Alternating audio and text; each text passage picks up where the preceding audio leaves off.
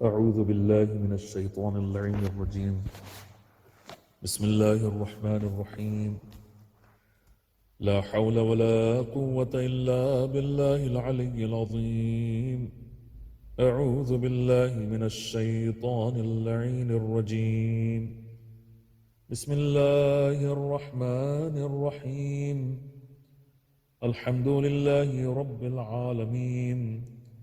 الصلاة والسلام على أشرف الأنبياء والمرسلين سيدنا ونبينا ومولانا ومولى الكونين رسول الثقلين جد الحسن والحسين نبي القاسم المصطفى محمد وآله الطيبين الطاهرين المعصومين المظلومين المكرمين المطهرين المنتجبين المنتخبين والعاقبة للمتقين والجنة للمطيعين والنار للعاصين واللعنة الدائمة الباقية على أعدائهم من الآن إلى قيام يوم الدين. أما بعد فقد قال الله سبحانه تبارك وتعالى في محكم كتابه الكريم وهو أصدق القائلين وقوله الحق. بسم الله الرحمن الرحيم. وما أرسلناك إلا رحمة للعالمين. بسم الله الرحمن الرحيم. رب اشرح لي صدري ويسر لي أمري واحلل عقدة من لساني يفقه قولي. عزیزان محترم اور اہل بیت علیہ السلام کی چاہنے والوں، آج جس مناسبت سے آپ کے سامنے گفتگو ہے وہ ایکچولی دو مناسبتیں ہیں. ایک تو مناسبت ہے شب معراج کی، اور دوسری جو مناسبت ہے وہ ہے 27 رجب کہ جو پیغمبر صلی اللہ علیہ وآلہ وسلم کی بعثت کا دن ہے، یعنی آفیشیلی پیغمبر کی نبوت کے اعلان کا دن ہے کہ جب خداوند عالم کی طرف سے پیغمبر اکرم صلی اللہ علیہ وآلہ وسلم کو خداوند عالم کی طرف سے یہ حکم ہوا تھا کہ وہ اپنی نبوت کا اعلان سب کے سامنے کریں. عزیزان محترم، آپ اس سلسلے میں جو ہے وہ بہت کچھ سماعت فرماتے رہتے ہیں، اور یہ ہمارے لیے ضروری ہے کہ اس دن کی اہمیت کو اور جو شب معراج ہے اس کی عظمت کو جو ہے ہم سمجھیں. تو اسی سلسلے میں آپ کے سامنے تھوڑی سی ایک بحث کرنا ہے، ایک گفتگو کرنا ہے کہ جو پیغمبر کی رسالت سے متعلق رسالت کے بارے میں ہے. تو انشاءاللہ میری یہ کوشش رہے گی کہ بہت ہی محدود وقت میں آپ کے سامنے جو خداوند عالم نے نبوت عامہ کا ذکر جو ہے قرآن میں کیا ہے اس کی طرف اشارہ کروں، اور اسی کو ہی آپ کے سامنے جو ہے وہ اس شب کی جو مناسبت ہے شب معراج اس سے جوڑ دوں، اور اس کو بھی بہت ہی محدود وقت میں آپ کے سامنے پیش کروں. تو خداوند عالم نے پیغمبر اکرم صلی اللہ علیہ وآلہ وسلم کا تذکرہ بہت جگہ پر قرآن میں کیا ہے. 4 جگہ پر تو پیغمبر کا جو نام ہے اس کو لے کے پکارا ہے، اور دوسری جگہ پر پیغمبر کے جو مختلف دیگر القابات ہیں، جو پیغمبر کے ٹائٹلز ہیں، ان سے پیغمبر کو یاد کیا. تو اس میں سے ایک بہت ہی مشہور آیت ہے خداوند عالم نے جس میں یہ فرمایا ہے کہ وَمَا أَرْسَلْنَاكَ إِلَّا رَحْمَةً لِلْعَالَمِينَ، جس کا مطلب ہم کو معلوم ہے کہ ہم نے آپ کو سوائے رحمت کے اور کچھ بھی بنا کے نہیں بھیجا ہے، اور آپ رحمت عالمین کے لیے ہیں. تو گفتگو جو ہے وہ یہاں پر آپ کے سامنے یہ کرنا ہے کہ یہ آیت کریمہ میں خداوند عالم، حالانکہ یہ بہت ہی چھوٹی سی آیت ہے لیکن اس میں خداوند عالم نے کیا پیغام جو ہے وہ ہم کو دیا ہے اور کیا ہم اس سے سمجھ سکتے ہیں، آپ اس کو غور کیجئے، کیونکہ اس کا تعلق جو ہے پیغمبر کی بعثت سے ہے، پیغمبر کے مبعث سے ہے، پیغمبر کا آفیشیل اپوائنٹمنٹ اور declaration of the prophethood کی سے ہے. تو اس وجہ سے ہمارے لیے اس آیت کو سمجھنا ضروری ہے. تو سب سے پہلے تو ہم کو یہ معلوم ہونا چاہیے کہ یہ آیت جو ہے وہ پیغمبر کی جو نبوت ہے اس کے عام ہونے کا تذکرہ کر رہی ہے.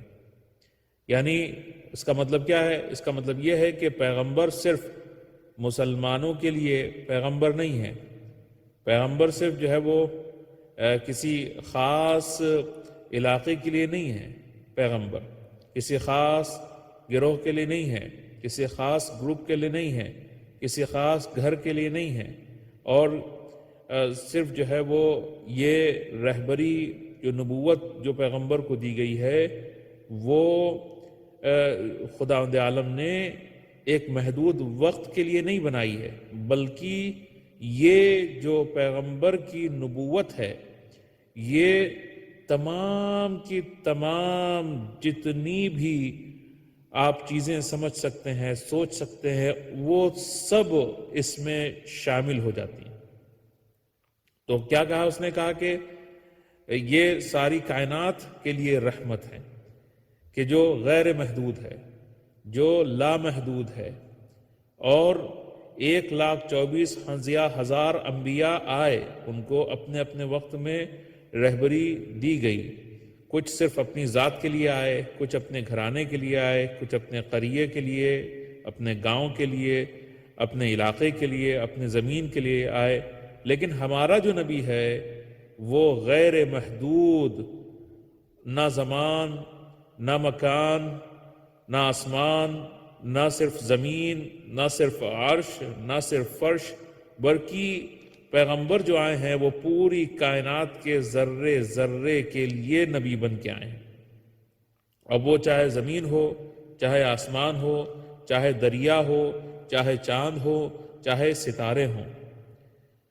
اور پھر اس کے بعد جو ہے وہ خداوند عالم نے اس آیہ کریمہ میں یہ بھی فرمایا کہ عالمین کے لیے رحمت ہے. تو لفظ عالمین جو ہے وہ کیا ہے؟ لفظ عالمین جو ہے وہ اس چیز کو ہم کو سمجھنا ضروری ہے کہ خداوند عالم نے پہلے تو لفظ عالم صرف استعمال نہیں کیا، عالمین کا لفظ استعمال کیا. تو عالم اور عالمین میں کیا فرق ہے؟ عالم کہتے ہیں ایک دنیا کو، ایک ورلڈ کو، اور عالمین کہتے ہیں بہت ایک سے زیادہ جو عالم ہوں ان کو. تو الحمدللہ رب العالمین. اب یہ کہ خداوند عالم نے یہ صاف صاف کہہ دیا ہے کہ وہ رب وہ ہے، اللہ وہ ہے کہ جو تمام عالمین کا رب ہے. تمام عالمین کا رب یعنی ایک دنیا کا نہیں، تمام جتنی بھی دنیایں ہو سکتی ہیں، جتنے بھی ورلڈز ہو سکتے ہیں، سب کا رب ہے. اور اس نے اس بات کا ہم سے اقرار لے لیا ہے. تو اب جو ہے وہ رب کس کو کہتے ہیں؟ عالم کس کو کہتے ہیں؟ اس دنیا کو اور زمین کو اور آسمان کو. یہی تو ہم سمجھتے ہیں نا؟ نہیں، بلکہ عالم جو ہے ما سوی اللہ، جو کچھ ہے، یعنی اللہ کے علاوہ جو کچھ بھی ہے اس کو عالم کہتے ہیں.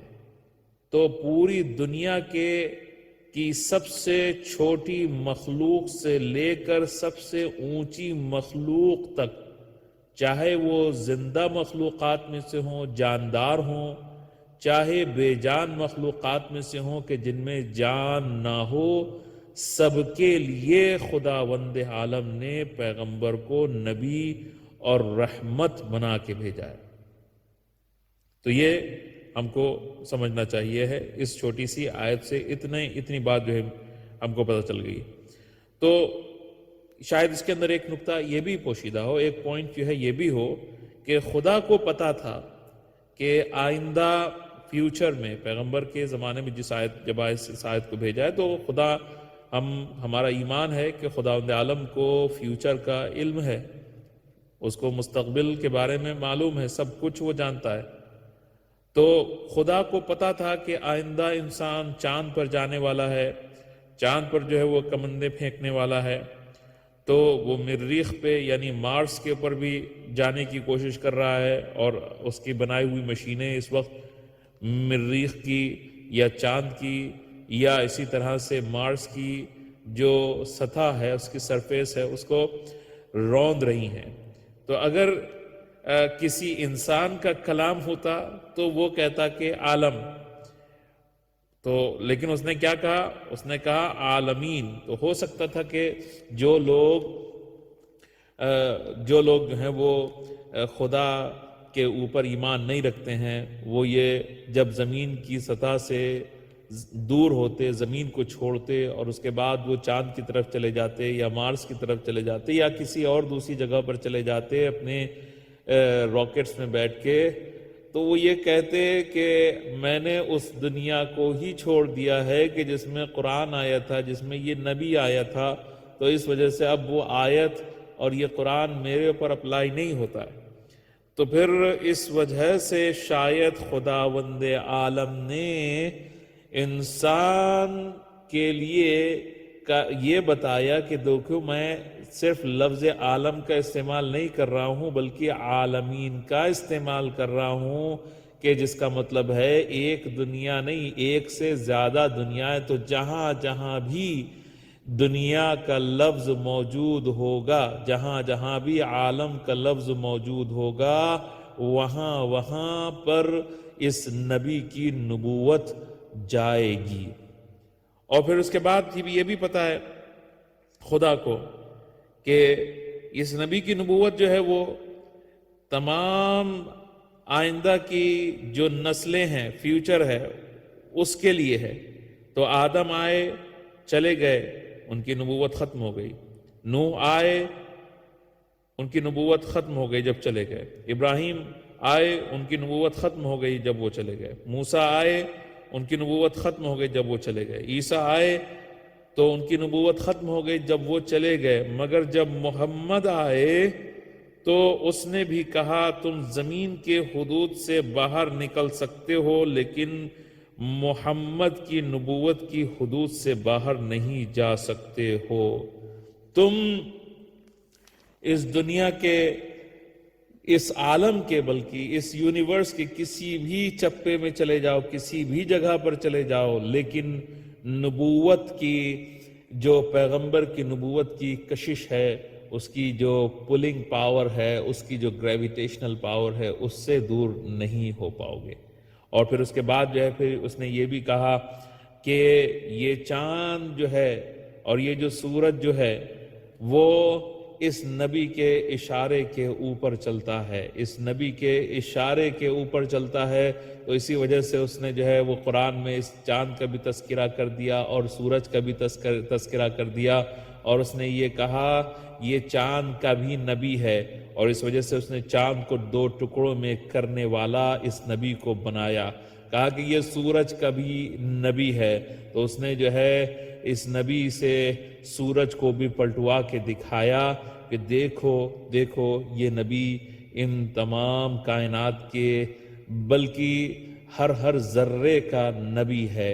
اور اس کے علاوہ عرض کروں، شاید انسان کہتے یہ تو ہمارے سولر سسٹم کی بات ہے، تو اس لیے اس نے ہمارے سامنے یہ بھی پیش کر دیا کہ بہت سے لوگ یہ کہہ سکتے تھے کہ یہ نبی جو ہے وہ ہو سکتا ہے، چلیے ہم یہ بات ماننے کے لیے تیار ہیں کہ وہ مارس کے اوپر چلا گیا، یا جو ہے وہ مون کی چاند کے اوپر جو ہے وہ چلا گیا، مریخ کے اوپر چلا گیا، یا سورج کو جو ہے پلٹا دیا، تو بس یہ نبی ہو سکتا ہے کہ صرف اس سولر سسٹم کے لیے نبی بنایا ہو۔ تو اس نے کہا کہ نہیں، اس بات میں سے بھی جو ہے میں تم کو یہ بات جو ہے بتائے دے رہا ہوں کہ یہ نبی بلکہ نہ صرف یہ کہ اس سولر سسٹم کا ہے، بلکہ یہ نبی جو ہے اس پوری کائنات کا نبی ہے۔ تو اس وجہ سے اس نے جو ہے وہ معراج کا واقعہ معراج کروا کے پیغمبر کو بتایا کہ دیکھو کہ یہ پیغمبر جو ہے صرف اس سولر سسٹم کا پیغمبر نہیں ہے بلکہ یہ تمام کائنات کا جو ہے وہ نبی ہے۔ تو اس وجہ سے خدا عالم نے فرمایا سبحان الذی اسرا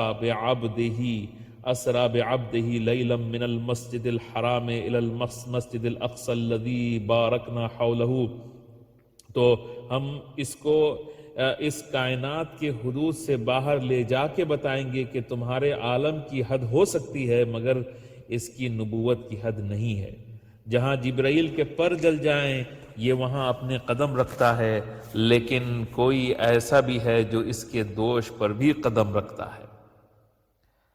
تو بس عزیزان محترم، آپ نے جو ہے وہ اس پیغمبر کی عظمت کو جو ہے وہ سنا کہ یہ پیغمبر جو ہیں وہ صرف اس زمین کے جو ہے پیغمبر نہیں ہیں بلکہ اس پوری کائنات کے پیغمبر ہیں، اور معراج جو ہے وہ پیغمبر کا معجزہ اس وجہ سے خداوند عالم کی طرف سے شاید ہے کہ وہ ہم کو یہ بتانا چاہتا ہے کہ جس چیز کے بارے میں تم ابھی سوچ رہے ہو وہ یہ نبی بہت پہلے کر چکا ہے، اور یہ آسمانوں کی سیر بھی کر چکا ہے، آسمانوں کو دیکھ بھی چکا ہے، اور جو اللہ کی مخلوقات ہیں وہاں پر ان کو بھی جو ہے وہ دیکھ چکا ہے، اور اس کے علاوہ جو ہے وہ یہ میزبان خدا بھی جو ہے وہ رہ چکا ہے، اور اس کے لیے بلکہ ہم نے وہاں سے بہت سی سوغاتیں بہت سی تحفے بھی جو ہیں وہ بھیجے ہیں، اور جو یہ اس دنیا میں لے کے آیا ہے۔ تو اس وجہ سے اس نبی کی عظمت کا خیال رکھو، اس نبی کی عظمت کو پہچانو، اور اس کے بعد پھر یہاں پر یہ بھی کہہ دینا میرے لیے ضروری ہوگا کہ پیغمبر کے پر جو پہلی وحی نازل ہوئی، جو خدا عالم نے پہلی وحی کو جو ہے وہ نازل فرمایا، وہ کون سی وحی تھی؟ وہ کوئی عام بات نہیں تھی کہ جس کو کہا جا سکتا کہ یہ کوئی عام سی بات ہے، نہیں، بلکہ پیغمبر کی جو وحی آئی ہے وہ ہم کو اقرأ بسم ربک الذی خلق کی دعوت دے کے بتا رہی ہے کہ یہ نبی جاہلوں کا نبی نہیں ہے، یہ نبی ان لوگوں کا نہیں ہے کہ جو جہالت میں ڈوبے رہنا چاہتے ہوں، نہیں، بلکہ اس نبی کی نبوت کا آغاز ہی پڑھنے اور پڑھانے سے ہو رہا ہے، بلکہ یہ نبی وہ نبی ہے کہ جو کسی کے پاس جا کے پڑھے گا تو نہیں، اس کا پڑھانے والا، اس کو سکھانے والا، اس کو بتانے والا وہ رب العالمین ہے، وہ عالم کل ہے کہ جس کے پاس تمام چیزوں کا، تمام اشیاء کا علم جو ہے، تمام جتنی بھی آئندہ کی چیزیں ہیں، جتنی بھی گزر چکی ہیں، جتنی بھی چیزیں ہونے والی ہیں، سب کا اس کے پاس علم ہے۔ تو اگر کسی انسان کو اس دنیا میں ترقی، کامیابی حاصل کرنا ہے تو وہ اس نبی کی سیرت کے اوپر عمل کر لے، اس کی سیرت کے اوپر چلے، تو پھر اس کو ضرور کامیابی ملے گی۔ عزیزان محترم، میں اپنی بات کو جو ہے یہاں پر ختم کرنا چاہتا ہوں کہ آج کا جو زمانہ ہے، آج کا جو وقت ہے، وہ جو مومن ہیں، جو ایمان رکھنے والے لوگ ہیں، مسلمان ہیں، اللہ کی وحدانیت کا اقرار کرتے ہیں، پیغمبر کی نبوت کا اقرار کرتے ہیں، ان کا نام لیتے ہیں، ان کے لیے بڑا سخت جو ہے وہ زمانہ ہے، ہر طرف سے جو ہے وہ یلغار ہے دشمنوں کی اور دشمنیوں کی۔ تو ایسے زمانے میں ہم کو اپنے دل کو چھوٹا نہیں کرنا چاہیے ہے۔ اگر ہم واقعاً جیسا کہ خدا نے ہم کو قرآن میں یہ بتایا ہے اور پیغمبر نے اپنی سیرت سے ہم کو کر کے بتایا ہے، دکھایا ہے کہ دیکھو اگر تم میری سیرت کے اوپر عمل کرو، میری زندگی کے اوپر تم غور کرو تو تم کو سکون بھی مل جائے گا، صبر بھی آ جائے گا، اور راستہ بھی نظر آ جائے گا کہ تم کو کیا کرنا ہے۔ تو آج ہم کو جو کرنا ہے وہ یہ کرنا ہے کہ ہم پیغمبر کی سیرت کو پڑھیں، سمجھیں اور اس کو عمل میں لے کے آئیں۔ اگر ہم ایسا کریں گے تو پوری دنیا کو ہم حقیقی معنوں میں خدا کی طرف لانے میں کامیاب ہو جائیں گے، اور خود کو سب سے پہلے بدلنے میں کامیاب ہو جائیں گے۔ آج مسلمانوں کی ذلت، مسلمانوں کی پستی، مسلمانوں کا سر جو جھکا ہے وہ صرف اس وجہ سے جھکا ہے کہ انہوں نے پیغمبر کی سیرت کے اوپر عمل کرنا چھوڑ دیا ہے۔ پیغمبر کا سب سے پہلا جو پیغام میسج تھا وہ پڑھنے کا میسج تھا، اقرا کا میسج تھا، اس کو بھلا دیا ہم نے۔ اس کے بعد جو ہے پھر اس نے بھی یہی کہا کہ بعثت لأتمم مکارم الاخلاق، مجھے جو ہے وہ اخلاق کی جو مکارم ہیں جو ان کو اپنے کمال کے اوپر جو ہے پہنچانا ہے، اور اس نے کر کے بھی دکھایا۔ تو پھر ہم یہ غور کریں کہ واقعاً جو نبی اپنے نبوت کے مشن کو یہ دو چیزوں سے شروع کر رہا ہے، ایک تو پڑھنے سے شروع کر رہا ہے، دوسرے اخلاق سے شروع کر رہا ہے، تو کیا اس نبی کا ماننے والا ان دونوں چیزوں میں پیچھے ہو سکتا ہے؟ یعنی علم میں پیچھے ہو سکتا ہے، یا اخلاق میں جو ہے وہ پیچھے ہو سکتا ہے، کردار میں پیچھے ہو سکتا ہے؟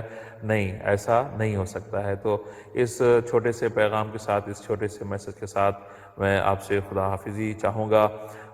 ہم اس پرآشوب زمانے میں، اور اس وقت جو ہر طرف وبا اور بلاؤں کا جو نزول ہو رہا ہے، اس زمانے میں خداوند عالم کی بارگاہ میں اپنے ہاتھوں کو بلند کر کے دست بدعا ہیں کہ پروردگار عالم ہم سے اس مختصر سے ذکر خیر کو قبول فرما، اور رحمت للعالمین کے صدقے میں پالنے والے میرے معبود ہم سب کے گناہان کبیرہ و صغیرہ کو معاف فرما۔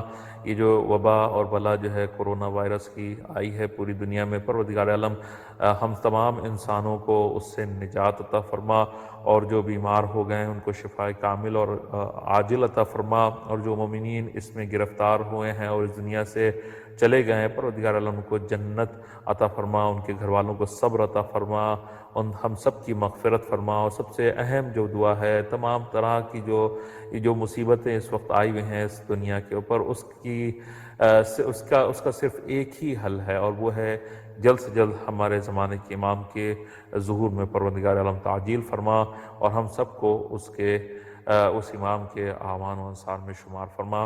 ربنا تقبل منا انك انت السميع العليم، واخر دعوانا ان الحمد لله رب العالمين۔ اللهم صل على محمد